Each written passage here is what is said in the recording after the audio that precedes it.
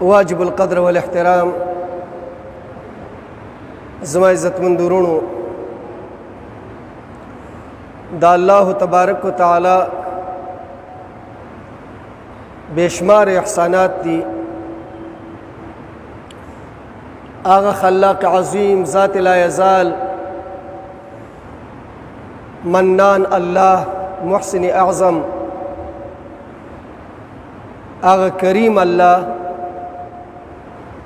منگا تاسو ټولو باندې داغه بشمار احسانات وان تعدوا نعمت الله لا تحصوها که تاسو د الله احسانات شمارل شروع کړئ شمار کې بیرانه ولای. الله تبارک و تعالی قرآن کریم کې د دې وضاحت کوي چې نوع انسانیت انسانان په اعتبار د نوع سره دا یو نوع ده د یو مور او پلار اولاد دي. الله تبارک و تعالی په انسانانو کې په اعتبار د نسل سره خاندان سره اصلیت سره سرش سره اس فرق الله نه دیکھے. یا ایها الناس انا خلقناکم من ذکر و انثى وجعلناکم شعوبا وقبائل لتعارفوا ان اکرمکم عند الله اتقاکم.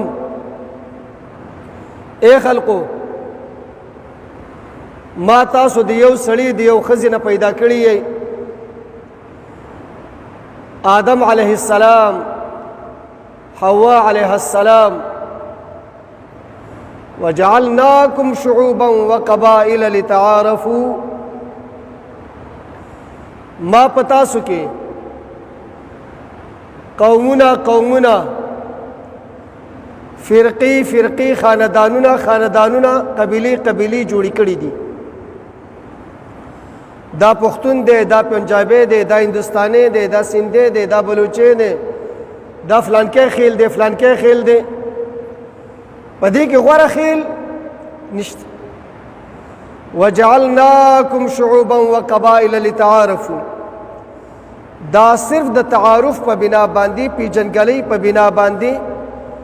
دا قومونه موږ جدا کړی دي. ان اکرمکم عند الله اتقاکم. بشک اور یقینی خبره دادا پتاس کے زیات عزتمن آغا انسان دے چاہے کی زیات تقوی دا ہر قبیلی چی. بلال حبشی رضی اللہ تعالی عنہ دا حبشی دا امیہ ابن خلف غلام دا رنگ دا تور اور ابو جہل عامر ابن حشام لوی خاندان والا کدا ټول دنیا د ابو جهل نه ډک شي دا د بلال د خپل خاور ته نه رسیږي. ان اکرمکم عند الله اتقاکم. تاس کی زیات عزتمن آغا انسان دے چی زیات تقوادار وی. بلال رضی اللہ تعالی عنہ چکل بخکارا شو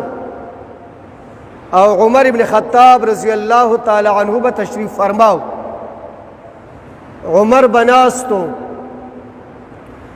عمر بکم مجلس کی ناستو دو عمر رغب آغا ډیر بی مثالو.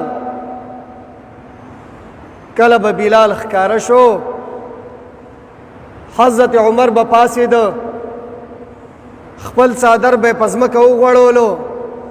جاء سیدنا بلال جاء سیدنا بلال جاء سیدنا بلال. زمونږ سردار راغی بلال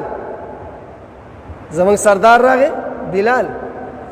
ان اکرمکم عند الله اتقاکم. لا فضل لعربي على عجمي ولا لأبيض على أسود إلا بالتقوى. یو سړی دانش ویلې زستانه غوړم ځکه زه عربیم، ته عجمي.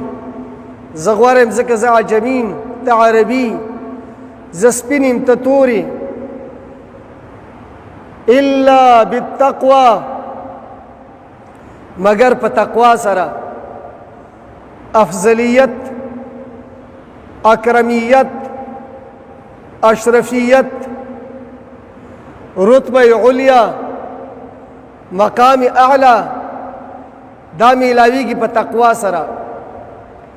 چې کوم څومره تقوا په یو انسان کې وي، کوم انسان کې تقوا وي، څومره تقوا وي، هغومره هغه د الله په نظر کې مکرم وي، مشرف وي، معظم وي، محترم وي. مال دولت د اشرفیت معیار نه دی. بادشاہی وزارت د اشرفیت معیار اور مقدار نه دی. بنگلې اور موټرې دې باندې عزتمندو د اشرفیت مدار نشته. د الله په نسبت باندې مکرم او مشرف هغه انسان دی چې څومره هغه د الله نه یریږي، هغه کې تقوا زیاته. نو الله تبارک وتعالی انسان ته یو مقام ورکړی دی، انسان ته اکرمیت ورکړل دی. ولقد کرمنا بنی آدم، منګه انسانان ته یو کرامت او شرافت ورکړل دی. انسان د خپل صفاتو د وجنه، انسان د خپل تقوا د وجنه، انسان د الله د احکاماتو تابعداري په بنا باندې، انسان د پیغمبر د سنتو د اطاعت په بنا باندې، انسان د صحیح اسلام په بنا باندې، او عزتمندو انسان د صحیح ایمان په بنا باندې هغه ته مقام میلاویږي. او هغه مقام صرف پزمکه باندې نه، دغه انسان چې پزمکه باندې روان وي د آسمان فرشتي دغه قدر کوي. د دې انسان قدر پزمکه باندې هم وي، د دې انسان قدر په فضا کې هم وي، د دې انسان قدر اسمانونو کې تحت العرش هم وي، د دې انسان قدر عزتمندو تحت السرا ډیر لاندې هم وي، ځمکې تر لاندې. د دې انسان قدر په بحر او بر کې وي، او د دې انسان قدر هغه د انسانانو سره، حیواناتو سره، جماداتو سره هم وي. حدیث مبارکه کې راځي رسول اکرم صلی الله علیه وسلم فرمایي چې کوم یو انسان متقی وي، د الله صحیح عاشق وي، د الله محب وي، الله سره مینه کوي، د الله د احکاماتو فرمان برداری کوي، الله تبارک وتعالی جبریل ته حکم کوي، جبریل په آسمانونو کې आवाज ولګوا د دې متقی انسان سره زما محبت دی. هغه جبریل آسمانونو کې आवाज ولګي، هغه فرشتي راشي په دنیا کې आवाजونه ولګي. د دنیا د خلقوم د دې سړي سره محبت وي، د اسمان د فرشتوم د دې انسان سره محبت وي. ستا تقوا په ځمکه کې اثر انداز، ستا تقوا په فضا کې اثر انداز، ستا تقوا اسمان کې اثر انداز، ستا تقوا په بحر و بر کې اثر انداز دی. عزتمند متقی شوی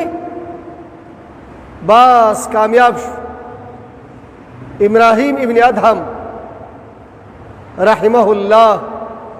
بادشاہ چې کله عزتمندو الله تبارک وتعالی داغه د بصیرت سترګې کولاو کړې،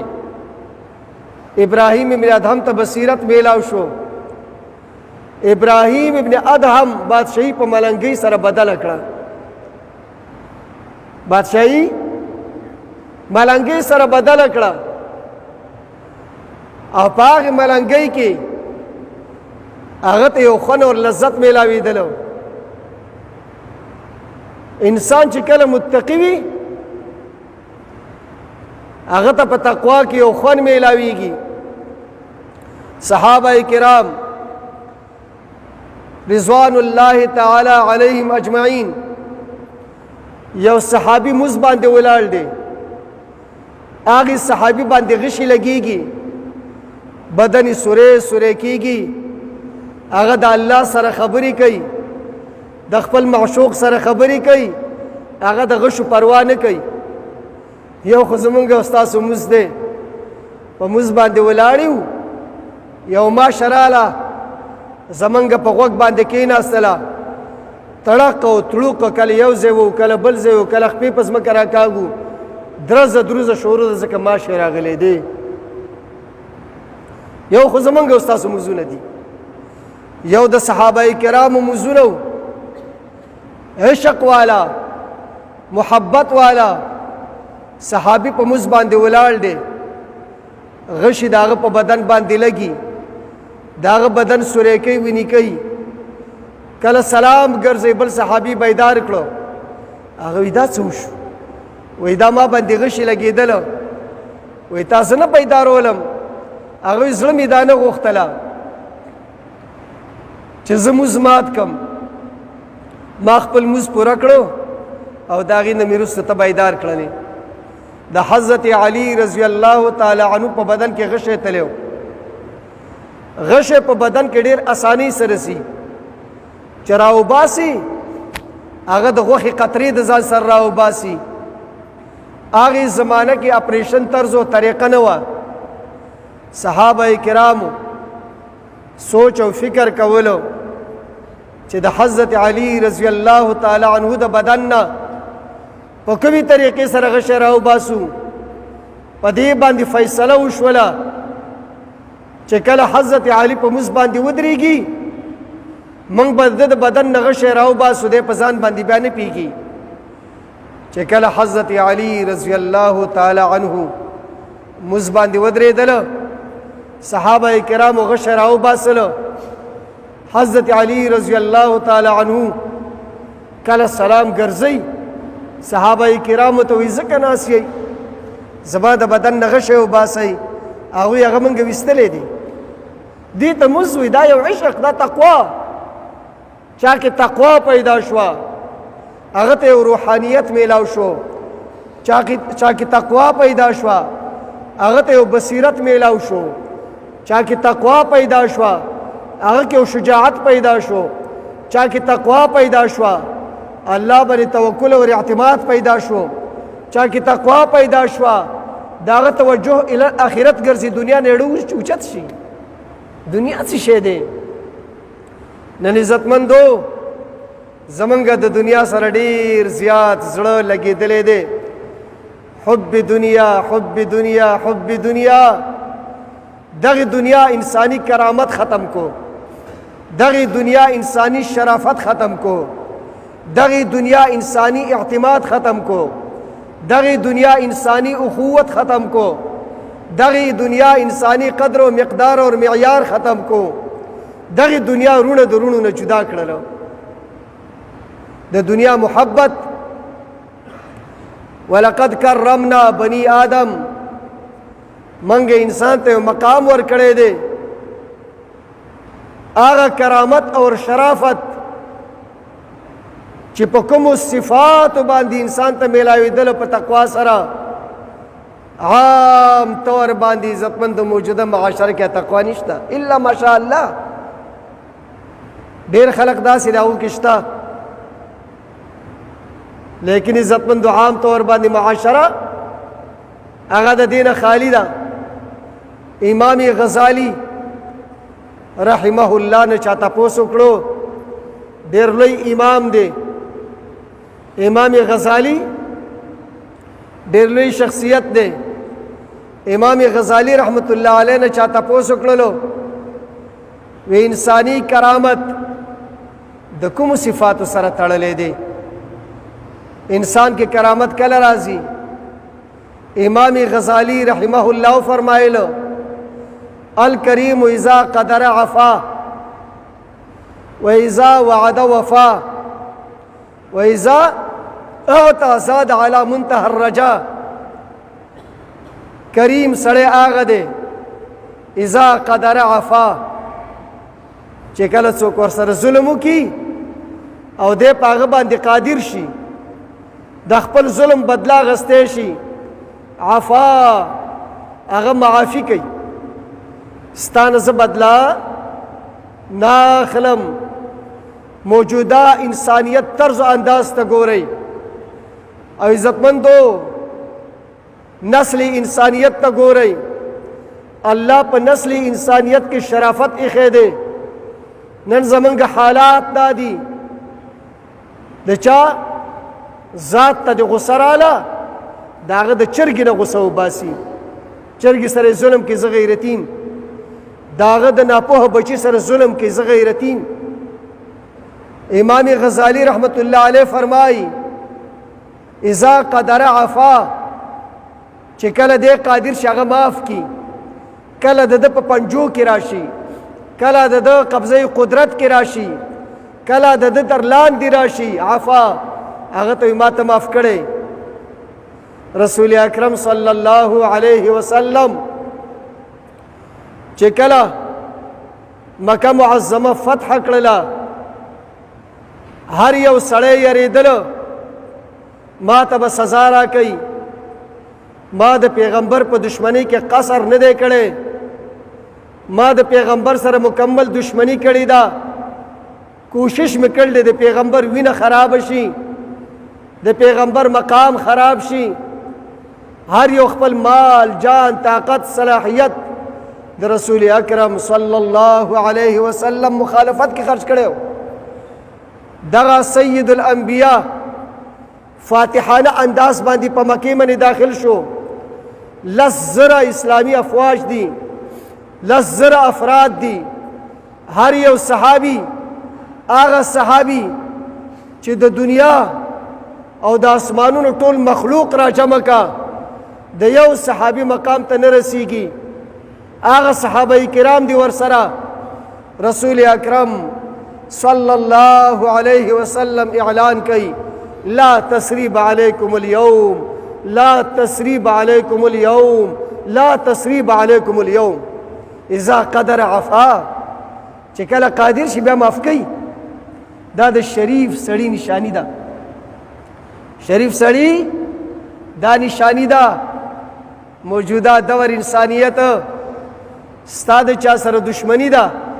چې د هغه چرګ ستا په لاس باندې راشي ته د هغې خپې ماتای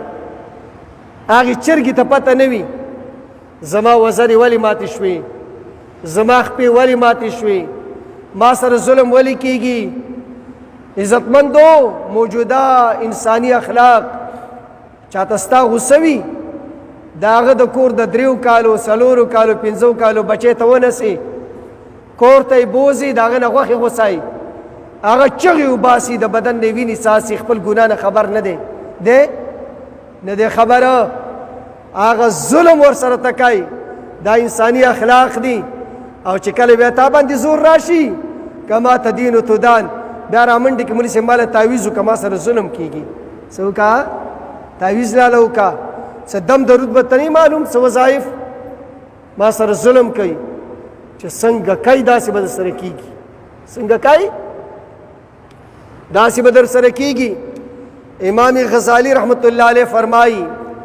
اذا قدر عفا کریم انسان هغه دی چې کله هغه قادر شي نو هغه معافي کوي و اذا وعد وفا او چې کله وعده وکړي هغه پوره کوي وعده وکړي هغه پوره کوي رسول اکرم صلی الله علیه وسلم فرمایي چې د منافق علامې دا دي اذا حدث كذب واذا خاصم فجر واذا اؤتمن خان او واذا وعد اخلف دا د منافق علامې دي منافق عملی چې کله